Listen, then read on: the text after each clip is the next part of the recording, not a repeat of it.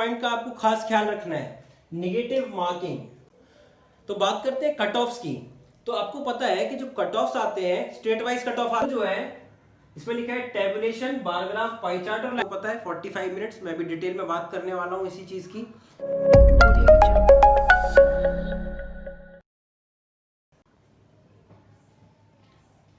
Hello everyone, welcome to S classes. अभी तक आपने मेरे टेक्निकल वीडियोस देखे होंगे डिफरेंशियल इक्वेशन का, जैसे मैथमेटिक्स में मैं बना रहा हूं। और आज बात करने वाला हूं नॉन टेक्निकल की। नॉन टेक्निकल में मेनली जो रिसेंटली नोटिफिकेशन आया है आईबीपीएस की तरफ से कि क्लर्क पोस्ट और असिस्टेंट मैनेजर की पोस्ट के लिए रिक्रूटमेंट निकला है, आप लोग को पता होगा इस बारे में। बट आज हम क्या बात करने वाले हैं कि एग्जाम में कई सारे एस्पिरेंट्स होंगे, तो बेस्ट पॉसिबल स्ट्रेटजी क्या होनी चाहिए इस एग्जाम के लिए, क्योंकि इसमें टाइम मैनेजमेंट बहुत ज़्यादा ज़रूरी है और लिमिटेड टाइम है। अगर आज से काउंट करते हैं तो 45 डेज लगभग टाइम है हमारे पास। तो हमें क्या करना है इस टाइम लिमिट में और उस एग्जाम के टाइम को, एग्जाम टाइम आपको पता है 45 मिनट्स, मैं भी डिटेल में बात करने वाला हूँ इसी चीज़ की, कैसे आपको मैनेज करना है टाइम को, कैसे आप स्ट्रेटजी फॉलो कर सकते हैं। देखिए, स्टूडेंट्स की सबकी अलग अलग स्ट्रेटजी हो सकती है, बट काफ़ी एनालिसिस के बाद जो मैं देख रहा हूँ कि जो बेस्ट पॉसिबल हो सकता है किसी एक एवरेज स्टूडेंट के लिए, जो या तो सेल्फ स्टडी करता है या किसी इंस्टीट्यूट में पढ़ा हुआ है, तो उसके लिए एक मिनिमम टाइम में सब कुछ कवर कर लेना वो कैसे पॉसिबल है, स्ट्रेटजी के थ्रू हमें पता चलता है। तो आज मैं बात करने वाला हूँ उसी स्ट्रेटजी की। तो बात करेंगे, चलिए आइए बात करते हैं क्या हो सकती है बेस्ट पॉसिबल स्ट्रेटजी। पहले एग्जाम के बारे में बात कर लेते हैं। देखिए, प्रीलिम्स एग्जाम होने वाला है। प्रीलिम्स एग्जाम में दो सब्जेक्ट हैं, रीजनिंग और क्वांटिटेटिव एप्टीट्यूड। दो मेन बातें हैं, 45 डेज अगर आज से आप काउंट करते हैं। दूसरी बात 45 मिनट्स, 45 मिनट्स का टाइम आपको एग्जाम में मिलने वाला है, इसको ध्यान में रखना है। ये एग्जाम में मिलेगा 45 मिनट्स और 40 क्वेश्चंस रीजनिंग के होंगे, 40 क्वेश्चंस क्वांटिटेटिव एप्टीट्यूड के होंगे। 40 मार्क्स टोटल 80 मार्क्स का एग्जाम होने वाला है। But the main concern is 45 minutes, इस टाइम ड्यूरेशन में क्रैक करना है एग्जाम को। तो क्या हो सकती है स्ट्रेटजी? देखिए, अलग अलग स्टूडेंट से वेरी करती है। जैसे अगर मैं बात करता हूं, 40 क्वेश्चंस हैं यहां पर रीजनिंग के मेरे पास, और ये है 40 क्वेश्चंस क्वांटिटेटिव एप्टीट्यूड या क्वांट जिसको बोलते हैं, ठीक है। तो रीजनिंग में क्या है, अगर आप इस तरीके से सोचें कि स्टार्टिंग रीजनिंग से की जाए, क्योंकि मोस्ट ऑफ द स्टूडेंट की मैं बात कर लूं तो मोस्ट ऑफ द स्टूडेंट, चाहे वो सेल्फ स्टडी वाला स्टूडेंट हो या फिर किसी इंस्टीट्यूट में जाता हो या पहले से किसी इंस्टीट्यूट में पढ़ा हुआ हो, उसके बाद वो पढ़ रहा है, तो मेन क्या है, सबको या मैक्सिमम स्टूडेंट को ये पोर्शन अच्छे से आता है इन द सेंस कि इसमें प्रैक्टिस होती है, इसको कम टाइम में आप बना सकते हैं। ठीक, इसको बना सकते हैं मतलब 40 क्वेश्चंस जो हैं, 40 क्वेश्चंस सारे नहीं बनाने। देखिए, जिसमें आप अटक जाएं, कोई भी क्वेश्चंस में आप अटक जाएं, उसकी बात करता हूं कैसे। देखिए, तीन तरह की बात होती है। एक तो आप एग्जाम में गए और डायरेक्ट ही क्वेश्चंस टिक कर दिया देखते ही। दूसरी बात 50-50 क्वेश्चंस। 50-50 क्वेश्चंस मतलब आप देखें और उसको देखने के बाद आपको लगा कि ये बना तो दूंगा पर थोड़ा देखना पड़ेगा या टाइम देना पड़ेगा। और थर्ड होता है बिल्कुल भी नहीं आ रहा है या इतना टाइम लग जाएगा कि पूरा टाइम 3-4 क्वेश्चन का ही टाइम निकल जाए, तो वैसा भी नहीं करना एग्जाम में। तो यही मेजर तीन टाइप के हमारे पास क्वेश्चन है। तो इसमें से क्या होगा, 40 क्वेश्चन जो है मेरे पास, अगर आप 20 मिनट्स का टाइम दें, ठीक है, इंक्लूडिंग स्कैनिंग, इसके अंदर आपको स्कैनिंग भी करनी है। स्कैनिंग मतलब क्या कि अगर आप 15 to 16 मिनट्स का टाइम देते हैं सॉल्व करने में, तो आपको 3 to 4 मिनट्स देना चाहिए स्कैनिंग में। स्कैनिंग मतलब पहले ही देख लिया क्वेश्चंस, 40 में से 10 क्वेश्चंस देख लिए जल्दी जल्दी, ठीक, शुरू के 30 सेकंड में देख लिए 10 क्वेश्चन। 10 में से आपको पता लग जाएगा कितने डायरेक्ट टिक करने हैं, कितने 50-50 है और कितने नहीं बनाने हैं। इसी बात के लिए प्रैक्टिस होती है। इसी बात के लिए प्रैक्टिस करना होती है घर में हमें, कि हम कितना प्रैक्टिस किए हैं पेपर से पहले। तो अगर 40 क्वेश्चंस के लिए आप 20 मिनट्स देते हैं तो मैं नहीं कहता हूं कि आप 40 के 40 अटेम्प्ट वहां पे करके आ जाएंगे। एक गुड अटेम्प्ट हो सकता है अगर आप 32 33 क्वेश्चंस जाएं, और ये एकदम से नहीं होगा, एक दिन में नहीं होगा, ये आपके साथ आएगा प्रैक्टिस से। अगर आप प्रैक्टिस करते रहेंगे इन 45 डेज में तो ये 45 मिनट आप अच्छे से डील भी कर पाएंगे वहां पे। अब बात करता हूं क्वांटिटेटिव एप्टीट्यूड की। तो बाकी का जो 25 मिनट्स बचता है, 25 मिनट्स जो बचता है उसमें हमें ये 40 क्वेश्चन के लिए अप्रोच सोचना है, क्या करना है क्या नहीं करना है, किसको छोड़ना है। तो वही 3 चीजें यहां मिलने वाली है, या तो आप डायरेक्ट टिक करेंगे, या तो 50-50 होगा, और या तो फिर नहीं आ रहा होगा। यहां पर क्या होता है, ऐसे क्वेश्चंस कम मिलेंगे जहां पर आप देखते ही टिक कर दें कंपेयर टू दिस पोर्शन। तो पहले अगर आप इसको डील करें तो ज्यादा क्वेश्चंस अटेम्प्ट कर सकते हैं 45 मिनट के टाइम में। तो देखिए क्या होगा, इस 25 मिनट के टाइम में 40 क्वेश्चन करना बहुत ही मुश्किल है। बहुत ही मुश्किल मतलब कि आप सारे अटेम्प्ट करने की अगर सोचेंगे तो हो सकता है नेगेटिव मार्क्स भी मिल जाए, गलत भी होने का चांस है। तो ऐसा आपको नहीं करना है। आपको क्या करना है, बेस्ट पॉसिबल अटेम्प्ट देखना है, मैक्सिमम। घर से सोच के नहीं जाना है कि 40 क्वेश्चन बना के आऊंगा इसमें और 40 बना के आऊंगा इसमें और हो जाएगा पेपर। ऐसा बहुत ही मुश्किल है, ये सोच के नहीं जाना है पहले। अगर आप ऐसा सोच के जाते हैं और अगर कुछ भी 19-20 हुआ तो आपका एग्जाम भी गड़बड़ हो सकता है वहां पे। तो ऐसा ना सोचें।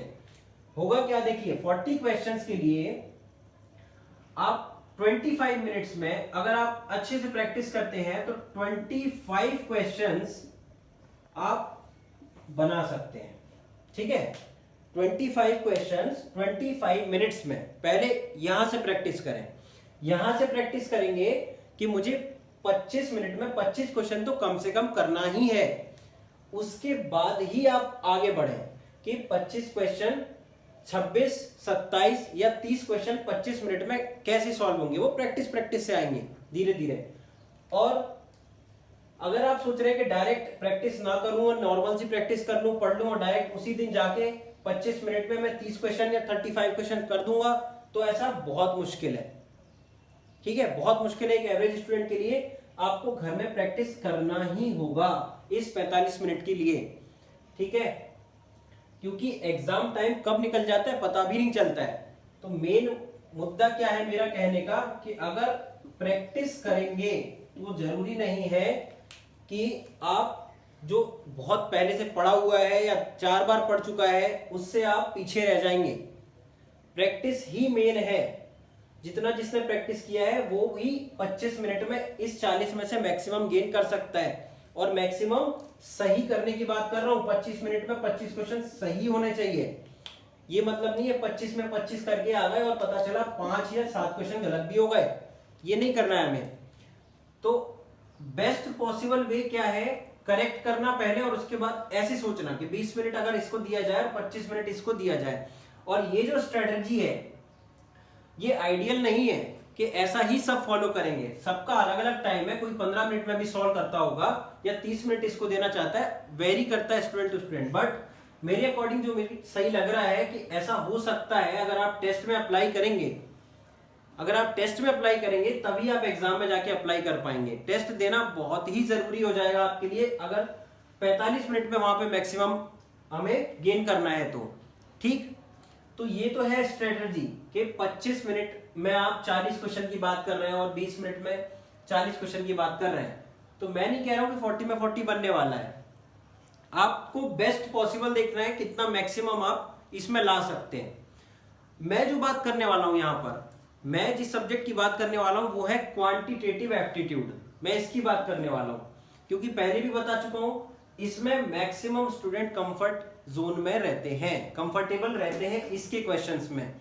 सबको पता है कोडिंग डिकोडिंग किस टाइप से आना है, क्वेश्चन का लैंग्वेज भी नहीं पढ़ते हैं और डायरेक्ट सॉल्व करते हैं, नंबर सीरीज भी आती है, बहुत सारी बातें हैं। फिर इसमें क्या है, इसमें जो मार्क्स है 40, इस बार 40 क्वेश्चन जो आने वाले हैं इसके लिए हम इसको इग्नोर भी नहीं कर सकते कि सोचे कि भाई इग्नोर कर देंगे और चल जाएगा, ऐसा पॉसिबल नहीं है। तो इसको भी करना है। और इसमें क्या दिक्कत है, इसमें कैलकुलेशन वाला पार्ट बढ़ जाता है। तो आप कम से कम टाइम में ज्यादा से ज्यादा क्वेश्चन कैसे बनाएंगे उसकी बात मैं करूंगा यहाँ पे। और क्वांटिटेटिव एप्टीट्यूड पढ़ाने वाला हूँ। क्वांटिटेटिव एप्टीट्यूड में सारे सब्जेक्ट, मतलब जो भी टॉपिक है इसके, जो भी इसके टॉपिक आने वाले अंदर, एक प्रॉपर मैनर में आपको पहले टॉपिक बताऊंगा, फिर बताऊंगा कितने मार्क्स आपको यहां से मिलने वाले हैं किस टॉपिक से, और एग्जैक्टली कट ऑफ की बात करेंगे एग्जाम के। ठीक है, तो आगे बात करते हैं, इसकी डिटेलिंग करेंगे इसकी पूरी। ठीक है, सारे सब्जेक्ट को मैंने 4 सेट में डिवाइड किया है। सेट 1 के टॉपिक की बात करता हूं। सेट 1 के टॉपिक में है numbers, simplification, HCF LCM, square root, cube root, fractions और शर्ट्स। इसमें देखिए क्या क्या करना होगा। नंबर्स में आपको डिविजिबिलिटी रूल होगा, कंपोजिट नंबर, प्राइम नंबर, इन सब की बात होगी। सिंप्लीफिकेशन में क्या होगा, जो एक कैलकुलेशन बेस्ड क्वेश्चन होंगे बड़े बड़े, उनको कैसे सिंपल वे में सॉल्व करना है। सिंपल फॉर्मूलाज होते हैं अलजेब्रा के फॉर्मूले, उनसे कैसे सॉल्व करना है इसमें सीखेंगे। एचसीएफ एलसीएम का कंसेप्ट सीखने वाले हैं। स्क्वायर रूट, क्यूब रूट में देखेंगे कितने नंबर्स तक का क्यूब रूट पता होना चाहिए, स्क्वायर रूट पता होना चाहिए, स्क्वायर्स पता होना चाहिए, क्यूब्स पता होने चाहिए। फ्रैक्शंस की बात करेंगे, mixed fraction, simple fraction, fractions का मल्टीप्लिकेशन, डिवीजन ऑफ फ्रैक्शन, शर्ट्स की बात करने वाला हूं। नेक्स्ट सेट 2 में, सेट 2 जो है आपका वो कहलाता है actually arithmetic skill. Arithmetic skill का ये सेक्शन है, इसलिए मैंने इसके टॉपिक एक सेपरेट सेट में रखे हुए हैं। सेट 2 में आएगा, देखिए एवरेजेस के क्वेश्चन होंगे, इसमें प्रॉब्लम्स ऑन एजेस आता है। नेक्स्ट रेशियो एंड प्रोपोर्शन होगा, परसेंटेज। अगर आपको रेशियो एंड प्रोपोर्शन नहीं आता है तो आपको परसेंटेज में दिक्कत आएगी, क्योंकि ये लिंक्ड टॉपिक है। तो लिंक्ड टॉपिक में क्या होगा कि रेशियो एंड प्रोपोर्शन पहले पढ़ना चाहिए, उसके बाद ही परसेंटेज पढ़ना चाहिए। देन प्रॉफिट एंड लॉस की बात करेंगे, टाइम एंड वर्क, थोड़ा कंफ्यूजन रहता है स्टूडेंट्स को, टाइम एंड वर्क की अच्छे से बात करेंगे। Pipe and systems, same concept पे बेस्ड है, ये दोनों टॉपिक भी सेम है।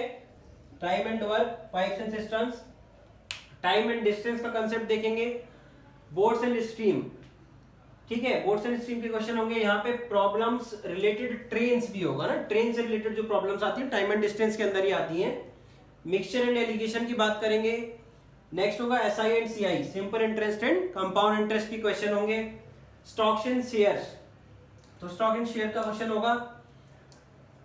सेट 3 की बात कर लेता हूं। सेट 3 में देखिए ये क्या है, एक तरीके से आप सोच सकते हैं कि एक्स्ट्रा सेट है ये, बट हम इसको स्किप नहीं कर सकते। अगर आपको ऐसा लगता है मैं प्रीवियस ईयर जो क्वेश्चन एनालिसिस की है मैंने, उसमें इस टाइप के क्वेश्चंस देखने को नहीं मिले हैं, बट ये क्यों मैंने यहाँ रखा है, इसके पीछे एक रीजन है, उसकी बात भी करूंगा। पहले देख लेता हूं क्या है टॉपिक। सेट 3 में देखेंगे, देखिए सेट 3 की बात कर लेते हैं। सेट 3 में टॉपिक होगा log, logarithm, area and volume. Game skill questions होंगे, जो रेस के क्वेश्चंस आपने देखे होंगे, पहले ए स्टार्ट करता है देन बी स्टार्ट करेगा, उस टाइप के क्वेश्चन होंगे। कैलेंडर एक टॉपिक है। Then clock related questions, permutation and combination, simple सा पढ़ना है, कोई ज्यादा हाई फाई नहीं पढ़ना है, बहुत ही बेसिक बात करेंगे। प्रोबेबिलिटी भी बिल्कुल बेसिक पढ़नी है, ठीक है। कम से कम टाइम में हम इसको कर लेंगे आराम से, क्योंकि कोई दिक्कत नहीं आएगी, ज्यादा टाइम आपको देने के नीड भी नहीं है इस पे। Basic, then trigonometry, basic trigonometry है। आइडेंटिटीज वगैरह देखेंगे, कुछ खास नहीं है इसमें ज्यादा। हाइट एंड डिस्टेंस जो टॉपिक है वो सेम है, इससे रिलेटेड है। अगर आपको ट्रिग्नोमेट्री बेसिक आती है तभी आप हाइट एंड डिस्टेंस को अप्रोच कर पाएंगे। इसके बाद बात करता हूं सेट 4 की। सेट 4 जो है इसमें लिखा है tabulation, bar graph, pie chart और लाइन ग्राफ। ये एक्चुअली सेट मैंने अलग से बनाया है डेटा इंटरप्रिटेशन का, डीआई जिसको आप बोलते हैं, डेटा इंटरप्रिटेशन, ठीक। उसके लिए एक अलग सेट दे दिया, क्योंकि इसका एक अपना वेटेज है, इसकी क्वेश्चंस का एक अपना वेटेज है एग्जाम में। Tabulation, bar graph, pie chart और लाइन ग्राफ।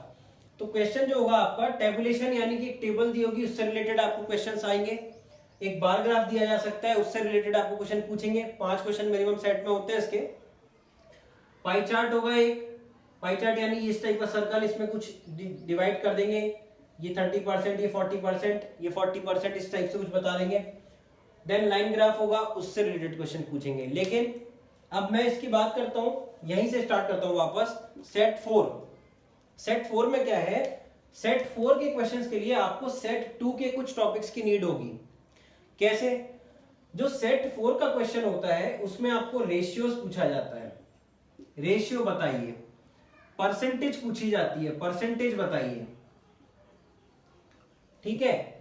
तो अगर रेशियो एंड प्रोपोर्शन और परसेंटेज अगर हमने ठीक से पढ़ा है तो यहाँ पे हम रेशियो और परसेंटेज बहुत ही इजीली बता सकते हैं, बहुत ज्यादा टफ नहीं आता है। डायरेक्ट फिगर देखेंगे, बार ग्राफ है पाई चार्ट का, टैब, ये टैब टेबल दी होगी, एक्चुअली यहाँ पे टेबुलेशन में टेबल दी होगी, तो टेबल से आप डायरेक्टली डेटा देख सकते हैं और ये रेशियो और परसेंटेज आप यहाँ से कैलकुलेट कर सकते हैं।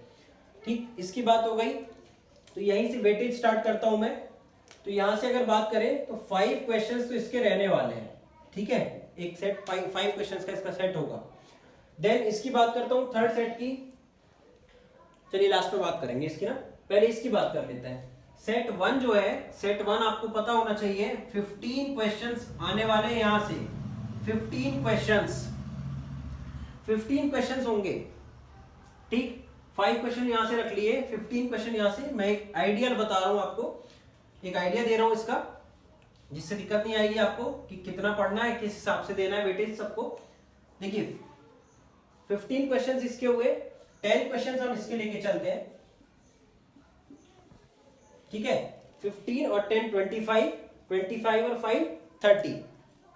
अब होता क्या है, क्वेश्चंस आएंगे इस बार 40 क्वेश्चंस आने वाले हैं, ठीक है। 40 क्वेश्चंस आने वाले हैं। तो देखिए ये तो पहले भी कवर होता था, अगर आप प्रीवियस पेपर देखेंगे ये पहले भी इतना ही कवर होता था, 15 मार्क्स, 10 क्वेश्चंस इसके रहते थे, 5 क्वेश्चंस इसके रहते थे। ये तो बेस्ड है प्रीवियस ईयर पर, बट इस बार 40 क्वेश्चंस फ्रेम होने वाले हैं, तो कुछ वेटेज इनमें भी प्लस होने वाला है ना। 15 प्लस हो सकता है, 10 प्लस हो सकता है, 5 प्लस हो सकता है, ठीक। यानी हो सकता है इसमें 17-18 क्वेश्चंस तक पहुंच जाए और ये 12-13 क्वेश्चंस हो जाए और ये 7-8 क्वेश्चंस आ जाए, ठीक। अब इसकी बात क्या है, अगर 30 क्वेश्चंस इनको मिला के होता है तीन सेट को, 30-35 एक्चुअली 30-35 क्वेश्चंस अगर यहां हो गए, 33-34 क्वेश्चन हम लेके अगर चलते हैं, तो बाकी के जो 5-6 क्वेश्चंस बचते हैं वो ये टॉपिक कवर करेगा। ये पूरा जो सेट 3 है ये कवर करेगा। आपको हो सकता है क्लॉक बेस्ड क्वेश्चंस मिल जाए एग्जाम में इस बार, कैलेंडर बेस्ड मिल जाए। मैं ये नहीं कह रहा हूं कि आपको एकदम ही महारत हासिल कर लेनी है इनमें, क्योंकि टाइम नहीं है। मिनिमम टाइम में इसको पढ़ना है, मिनिमम टाइम में पढ़ना है और उतना ही पढ़ना है जितना बताया जाएगा। एक एक टॉपिक पर पीएचडी नहीं करने जाना है कि क्लॉक पढ़ेंगे तो एकदम बनाए डालेंगे पूरा, ऐसा नहीं करना है। बस बेसिक ही पूछा जाएगा, क्योंकि कम टाइम है तो जो क्वेश्चन फ्रेम होने वाला है वो भी एक मॉडरेट लेवल या इजी लेवल होगा, एकदम डिफिकल्ट लेवल नहीं जाएगा। और जो डिफिकल्ट लेवल जाएगा वो हमें एक स्किप कर देना है, ठीक है। ट्रूली एकदम फैक्ट है ये, स्किप कर देना है, टाइम वेस्ट हो जाएगा अगर डिफिकल्ट क्वेश्चन में हम फंसते हैं तो इस तरीके से एक हम वेटेज दे सकते हैं इस चीज को कि इतना इतना आता है। ये प्रीवियस क्वेश्चंस पर एनालिसिस करने के बाद कि कितने क्वेश्चंस किस सेट से आए हुए हैं, उसके बाद ही मैं आपको बता रहा हूं, ठीक है। तो ये एक वेटेज है इस टॉपिक का, 40 क्वेश्चंस इस तरीके से आपको डिवाइड करके पढ़ना है। तो ये टॉपिक आपको अच्छा करना है, क्योंकि इसमें ज्यादा अच्छे क्वेश्चन, मतलब नंबर ऑफ क्वेश्चन ज्यादा आने वाले हैं। तो सिंप्लीफिकेशन, कैसे फास्ट कैलकुलेशन करना है, आपको किस तरीके से टेबल्स याद होने चाहिए या स्क्वायर याद होने चाहिए, स्क्वायर रूट पता होना चाहिए, इसकी बात करूंगा बहुत ही अच्छे से। इसमें आप कहाँ फंसते हैं और कहाँ आप अच्छे से डील कर सकते हैं, मैक्सिमम गेन कर सकते हैं इसमें कम टाइम में, उसकी बात करेंगे। देन ये आपके लिए सिंपल सा प्लस टॉपिक है, कुछ खास नहीं है इनमें। देन ये डीआई तो आपको पढ़ के जाना है इस टाइप से, ये सोच के जाना है कि हाँ 2 सेट भी आ सकते हैं, 10 क्वेश्चंस भी हो सकते हैं इन केस, किसी सेट में किसी दिन 10 क्वेश्चंस भी दिख जाएंगे, तो ऐसा भी पॉसिबल है। तो आपको अच्छे से वो सेट पढ़ के जाना है। अब बात करते हैं, ये तो आपने देख लिया, आप इसको देख सकते हैं, स्क्रीनशॉट ले सकते हैं इसका, ठीक है। तो इसके बाद मैं बात करूंगा आपसे कि ओवरऑल दोनों सब्जेक्ट मिला के जो कट ऑफ होने वाला है, वो कट ऑफ क्या होना चाहिए, जो प्रीवियस ईयर पेपर हुए हैं उन पर बेस्ड जो मैं कट ऑफ देखा हूं और उससे सोचते हैं कि क्या कट ऑफ हो सकता है यहाँ पर, उसकी बात भी करता हूं। ठीक है, उसकी बात करते हैं। तो बात करते हैं कट ऑफ्स की। तो आपको पता है कि जो कट ऑफ्स आते हैं स्टेट वाइज कट ऑफ आते हैं। तो कट ऑफ अगर स्टेट वाइज है तो मैंने ये एनालिसिस से ये पता किया है कि 100 मार्क्स का अगर पेपर है, 100 मार्क्स का अगर पेपर है तो इसमें से अगर 70 मार्क्स एक एवरेज कट ऑफ निकल के आता है, किसी स्टेट में 71 72 हो सकता है, किसी स्टेट में 66 68 के आसपास हो सकता है। तो अगर आप 100 नंबर के पेपर में 70 नंबर ले आए तो आपके चांस हैं कि आप मेंस के लिए क्वालिफाई होंगे। अब बात करते हैं कि 100 मतलब क्या हुआ इस बात का, देखिए यानी कि 70% आपको स्कोर करना ही होगा। ठीक है, 70% आपको स्कोर करना ही होगा। अब होने क्या वाला है, इस बार 80 मार्क्स का प्रीलिम्स है, 80 मार्क्स का प्रीलिम्स है, आपको पता है। और अगर 80 मार्क्स का प्रीलिम्स है तो क्या होगा, आपको इसका 70%, 80 का 70%, 80 का 70%, ये परसेंट जब चैप्टर हम पढ़ेंगे ना उसमें सिखाऊंगा मैं 80 का 70%। तो अभी मैं कैलकुलेट करके आपको बताऊं तो 56 मार्क्स आता है निकल के, 56 मार्क्स आउट ऑफ 80, ये 70 है, 70% है।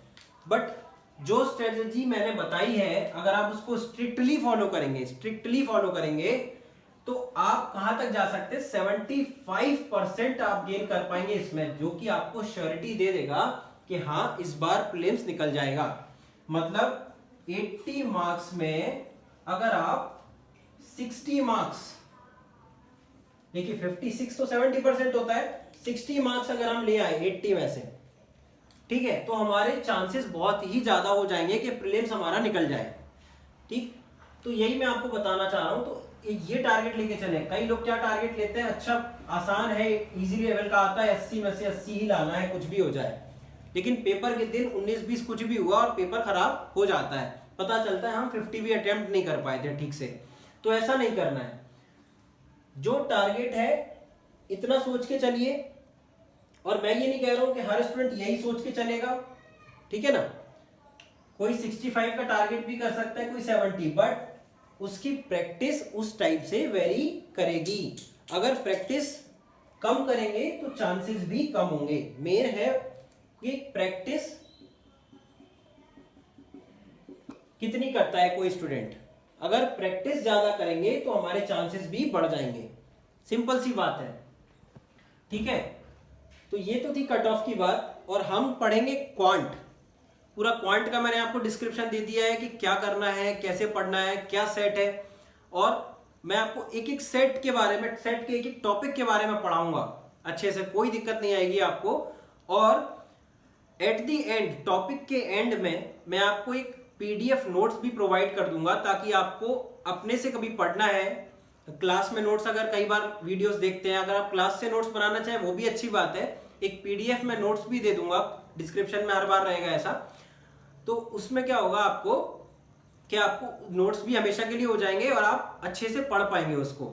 और कंसेप्ट उसमें सिंपल लैंग्वेज में लिखने वाला हूँ, बहुत हाई फाई या एकदम जो ट्रेडिशनल लैंग्वेज चलती है उसमें नहीं लिखूंगा, बिल्कुल सिंपल लैंग्वेज में बात करूंगा, जिससे आप समझ पाए कि कोई भी टॉपिक में कैसे कोई डेफिनेशन पढ़ी जाती है या कैसे उसको समझना है। तो बहुत ही सिंपल भाषा में बात करेंगे। दोनों टाइप के स्टूडेंट हैं, या जो हिंदी में पेपर दे रहे हैं या इंग्लिश में पेपर देंगे, दोनों के लिए कंफर्टेबल होगा। कोई ऐसा नहीं लगेगा आपको कि बहुत ज़्यादा हिंदी एकदम से हो गया या बहुत ज़्यादा इंग्लिश हो गई है, तो उसकी आप बिल्कुल चिंता ना करें। हम बेस्ट करेंगे यहाँ पे अपना, और आपको बस प्रैक्टिस पे ध्यान देना है। ठीक है, प्रैक्टिस पे ध्यान देना है। अगर आप 1 घंटे इस वीडियो को देखते हैं, 1 घंटे, तो घर में अगर आप 2 घंटे और प्रैक्टिस करें उसी चीज पर, तब आप कमांड पा पाएंगे यहां तक के लिए, और आपको कॉन्फिडेंस भी आएगा। 1 घंटे पढ़ने के बाद यहां से और 2 घंटे आप पढ़ेंगे, तभी आपको कॉन्फिडेंस आएगा कि ये लाया जा सकता है विद इन 45 डेज। ये ध्यान रखिए, ठीक है। तो फिर बात करेंगे नेक्स्ट वीडियो में। और देखिए, एक पॉइंट का आपको खास ख्याल रखना है, निगेटिव मार्किंग। जो निगेटिव मार्किंग है नेगेटिव मार्किंग जो होगी 1/4 नेगेटिव मार्किंग है। अगर एक नंबर का क्वेश्चन है तो एक नंबर का 1/4 यानी 1/4 मतलब 0.25 मार्क्स आपका कट जाएगा अगर आप गलत क्वेश्चन करते हैं, गलत आंसर टिक करेंगे तो ये चला जाएगा, सही वाले में से भी चला जाएगा, बता रहा हूं। तो आपको बहुत सोच समझ के अटेम्प्ट लेना है क्वेश्चन पे। नहीं आ रहा है बिल्कुल आप स्किप कीजिए, मत सोचिए कि एक क्वेश्चन कम अटेम्प्ट हो रहा है, ऐसा नहीं है। आई होप कि आपको सारी बात समझ आई होगी, कट ऑफ्स के बारे में, टॉपिक्स के बारे में, सब्जेक्ट को प्रिपेयर करने को लेकर। तो बात करेंगे हम आगे सब्जेक्ट की नेक्स्ट वीडियो से। Okay, thank you.